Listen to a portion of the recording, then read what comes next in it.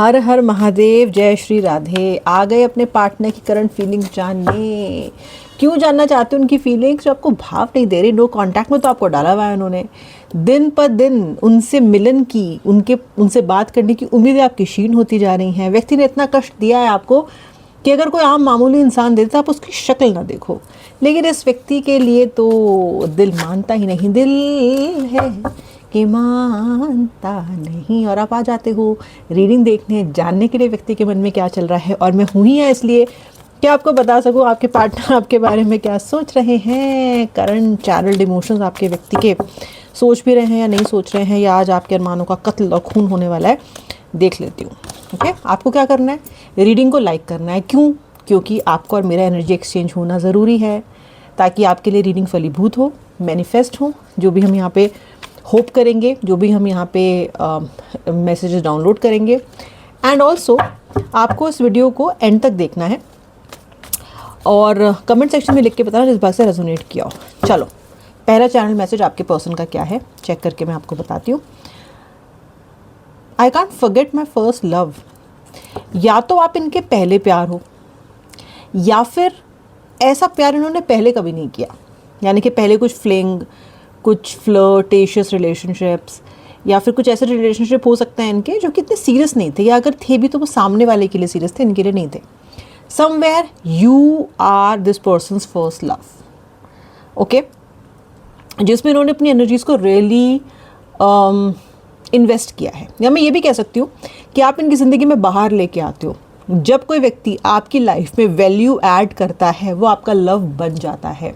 चाहे आप खुद कितने भी नॉन सीरियस इंसान हो, पर जब किसी से अपनी लाइफ में वैल्यू आते देखते हो, सिर्फ पैसे वाली वैल्यू की बात मैं नहीं कर रही हूँ, एक वाइब्रेंसी आना लाइफ में, कलर्स आना लाइफ में, पैशन आना लाइफ में, एक प्यारी सी स्वीट सी टिंगलिंग सी इमोशन आना लाइफ में, जब ये होता है ना, तो आप उस व्यक्ति को वैल्यू करते हो, आप उस व्यक्ति को प्यार करने लग जाते हो।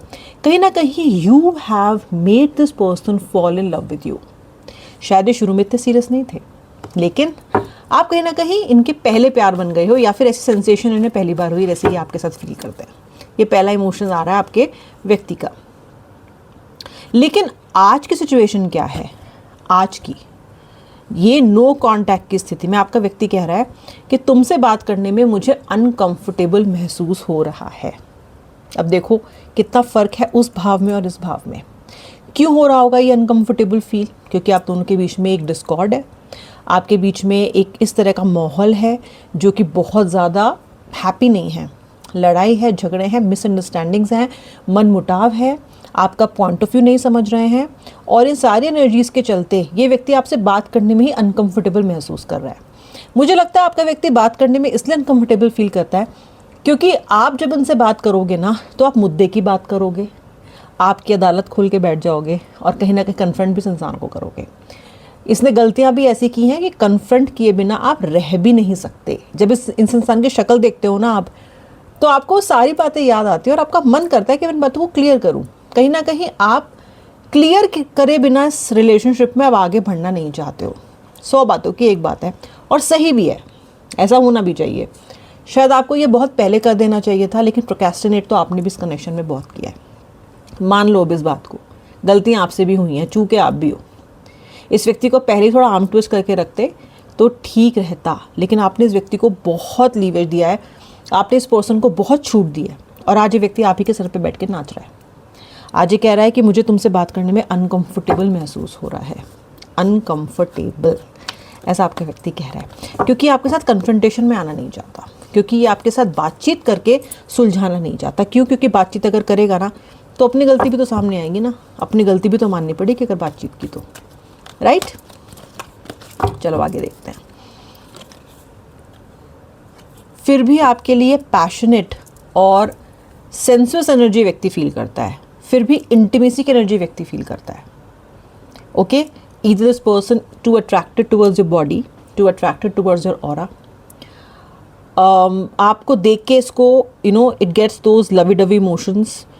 चाहे आपके साथ सिचुएशन ठीक ना चल रही हो, बट क्लोज है फिर भी आपके साथ होना चाहता है। You know what I mean by getting close.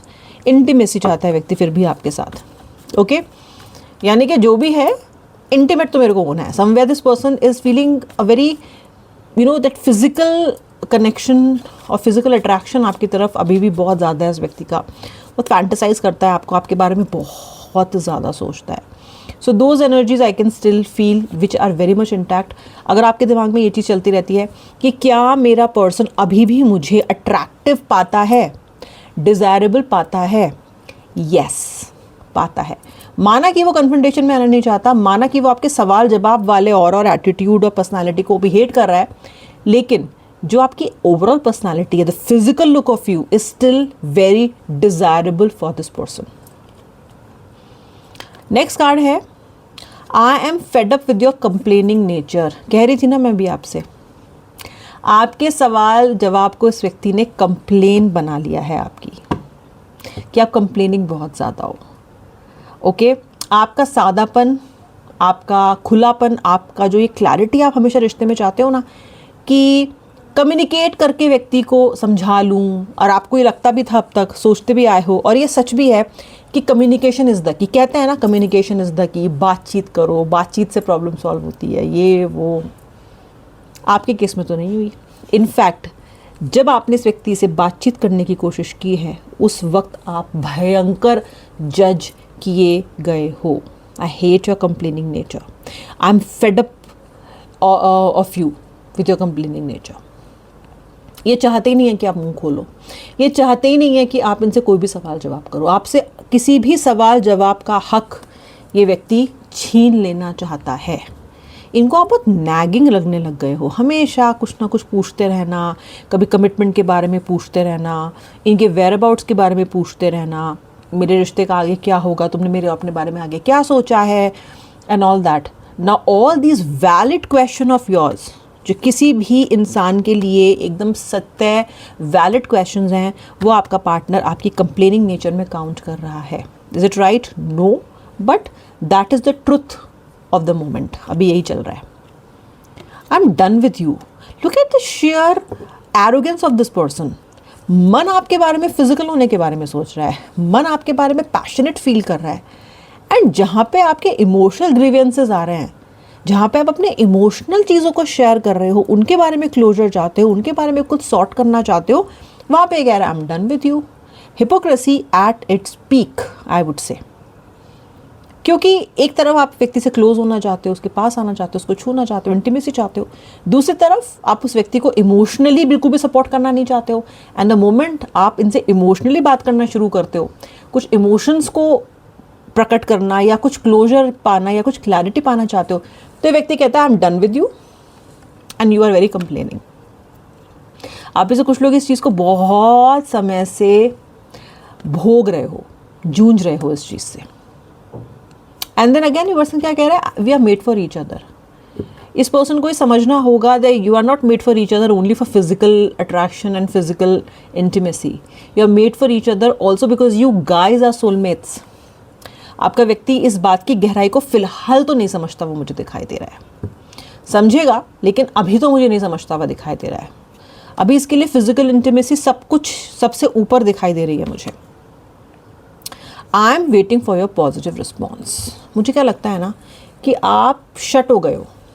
Okay, अगर ये व्यक्ति आपको कहीं बुला रहा है मिलने के लिए या मीटिंग चाह रहा है, तो आप इसको बोल रहे हो देखो जी मिल लूँगा, लेकिन मुझे क्लैरिटी चाहिए, मुझे इन बातों के बारे में पहले डिस्कस करना है, तो मुझसे इन बातों के बारे में डिस्कस करने के लिए रेडी हो तो मैं मिल लूँगा, मैं मिल लूँगी, और अगर नहीं हो तो मुझे बात नहीं करनी। तो समवेयर इनको आपका वो वाला पॉजिटिव रिस्पॉन्स चाहिए जहाँ पे आप इनकी शर्तों पे इनसे मिलो, जैसा ये चाहते हैं। तो ये जो पॉजिटिव रिस्पॉन्स की बात कर रहा है ना, ये उस रिस्पॉन्स की बात कर रहा है जो ये चाहता है आपसे, लेकिन ऐसा रिस्पॉन्स आप देना नहीं चाहते हो। आपकी बार For you, it is not just about being physical with this person. For you, it is about that emotional connect. Physicality नहीं भी हो, intimacy नहीं भी हो, नहीं भी इस तरह के कि आपको इनके साथ वक्त गुजारने का मौका मिले, तो आपको एक इमोशनल कंफर्ट चाहिए जो ये व्यक्ति नहीं दे रहा है। यूजुअली इमोशनल कनेक्ट के बाद फिजिकल या एक इंटीमेसी इज़ इम्पॉर्टेंट, बट यहाँ पे व्यक्ति सब कुछ ऊपर वहाँ पे रख रहा है। तो आप इस चीज़ को मुझे नहीं लगता है कि एंटरटेन कर रहे हो, और ये उस तरह का पॉजिटिव रिस्पॉन्स का वेट कर रहे हैं जब आप इनसे मिलो, बट अपनी शर्तों पे मिलो, इनकी शर्तों पे मिलो। It was my fault but I still blamed you. See, ये ऐसी चीज़ है जिसके लिए आपके व्यक्ति को अगर ये बार बार भी सॉरी बोले ना व्यूअर, तो भी कम है, ये मैं दावे से कह सकती हूँ। क्योंकि ऐसा बहुत बार हुआ है इस कनेक्शन में जब आपकी कोई भी गलती नहीं थी और आपने वो ब्लेम लिए। कभी लड़ाई ख़त्म करने के लिए लिए, कभी रिश्ता बचाने के लिए किए, कभी इस व्यक्ति की ईगो मसाज करने के लिए लिए, कभी अपने पीस ऑफ माइंड के लिए लिए, कभी इसके लिए लिए तो कभी उसके लिए लिए। भगवान जाने किस किस के लिए लिए आपने ये रिलेशनशिप से, सॉरी ये डिसीजंस जहाँ पे आप मीक रहे हो, चुप रहे हो। लेकिन इस व्यक्ति ने लगातार आपको ब्लेम किया है और आपने वो ब्लेम्स लिए हैं। अच्छा, ये व्यक्ति इस चीज़ को कन्फेस कर रहा है कि इसे पता है कि उस समय इसकी गलती थी। इसको पता है कि उस समय it was this persons fault and you were blamed by him और हर। तो ऐसा तो नहीं है कि इसको पता नहीं है, पता इसको सब है, पता इसको सब रहता है। ओके, आपसे कह नहीं रहा है, लेकिन ये कन्फेशन का मैसेज आ रहा है, तो सोच तो डेफिनेटली ज़रूर है। Let's talk and clear our misunderstandings. ओहो, the card that you are waiting for. अगर अभी आपकी लाइफ में ये स्थिति नहीं आई है ना, तो थोड़ा और समय रुको, अपने स्टैंड पे कायम रहो।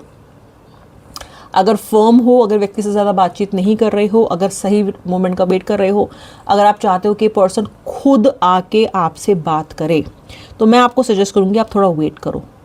क्योंकि ये व्यक्ति अभी इस एनर्जी में भी आएगा जहाँ पे ये आपसे कहेगा कि चलो बैठते हैं अक्रॉस द टेबल और अपनी मिसअंडरस्टैंडिंग को क्लियर करते हैं। यू नीड दिस मौका, एंड ये कार्ड ये कह रहा है कि आपको ये मौका मिलेगा, लेकिन जल्दबाजी मत करो।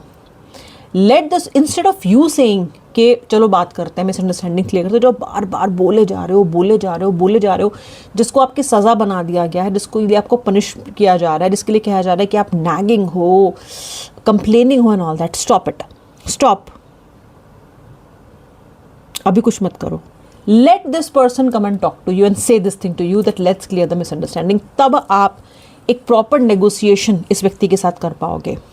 तब ये व्यक्ति चुपचाप आपकी बात सुनेगा, वरना खामोशी से नहीं सुनेगा। अगर आप चाहते हो व्यक्ति चुप होकर आपकी बात सुने, तो कुछ समय के लिए इसको यहीं पे ड्रॉप कर दो। Let this person come to you with this attitude कि लेट्स क्लियर मिसअंडरस्टैंडिंग्स, और इस बात की शंका मत रखो कि ऐसा नहीं होगा, ऐसा ज़रूर होगा, ऐसा ज़रूर होगा। यहाँ पे मुझे ऐसा लगता है कि आप कहीं ना कहीं ऐसा सोचते हो कि ये बैलेंस नहीं कर पा रहे हैं अपनी फैमिली को आपके साथ, अपने एम्बिशंस को आपके साथ। कहीं ना कहीं इन्होंने बहुत इम्बैलेंस करके छोड़ दिया है आपको। अगर आप शादीशुदा हो इनके साथ, if you are watching this video, this reading for your spouse, तो मुझे लगता है कि आपके स्पाउस अपने माँ बाप को बहुत तवज्जो देते हैं आपके ऊपर, या अपने ब्लड रिलेशंस को आपको नहीं देते। You are the most precious gift of God for me. This is true, this is true. ये पर्सन मन में जानता है कि आपसे खूबसूरत चीज़ की ज़िंदगी में आई नहीं, जिसकी इसने बैंड बजा दी। But this person knows this also, you are the most precious gift this person could ever get in form of a human from God. देखो यार, मिक्स्ड बैग ऑफ मैसेजेस हैं। व्यक्ति कहीं ना कहीं कुछ बात रियलाइज़ कर रहा है, पर कुछ केसेस में आपको ही ब्लेम कर रहा है।